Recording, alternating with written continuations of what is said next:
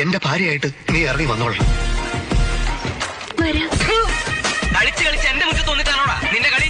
എന്റെ ഭഗവതി, നിങ്ങൾ രണ്ടുപേരും ഇങ്ങനെ കീരിയും പാമ്പും പോലെ നിൽക്കുന്നത് ശരിയല്ല. പണിക്കൊരു മോളെ വിളിച്ച് ചോദിക്കാൻ വിവരം അറിയാലോ. അച്ഛനും മോളും എന്നോട് കള്ളക്കളി കളിക്കണ്ട. ഒന്നുകിൽ അവളോട് വാക്ക് പാലിക്കാൻ പറ, അല്ലെങ്കിൽ എന്റെ മാല തിരിച്ചു തരാൻ പറ. ഞാൻ കൊടുത്ത 10 പവന്റെ മാല അവൾ ആവശ്യപ്പെട്ട് അവൾക്ക് വേണ്ടി എന്റെ സമ്പാദ്യം മുഴുവനും എടുത്ത് ഞാൻ ഉണ്ടാക്കി കൊടുത്ത മാല. ആരും ബഹളം വയ്ക്കണ്ട. എനിക്കിവിടെ ആരും ഒന്നും ദാനം തന്നിട്ടില്ല. ആ പേരും പറഞ്ഞ് ആരും ഇങ്ങോട്ട് വരും വേണ്ട. 10 പവൻ എനിക്ക് കൊല്ലാടി. സ്വർണ്ണം കണ്ടപ്പോ കണ്ണ് മഞ്ഞളിച്ചപ്പോ മോളെ എനിക്ക് ലേശനാവും. ഇതാണ് ഉരുപ്പടി. ഏതായാലും ഞാൻ എന്റെ മാറ്റം നടച്ചു നോക്കട്ടെ. ഇത് എത്ര പവനാണെന്നാ പറഞ്ഞത്? 10. ഭാര്യയുടെ അച്ഛന്റെ വകയാണല്ലേ. സ്ത്രീധനാകുമ്പോ ഇതൊക്കെയല്ലേ തരാൻ പറ്റൂ. എന്താ, എന്തെങ്കിലും പ്രശ്നമുണ്ടോ? മനുഷ്യ, ഇതിനകത്ത് ചെമ്പ് 10 പവൻ പോയിട്ട് 1/4 പവൻ സ്വർണ്ണം ഇതിലില്ല.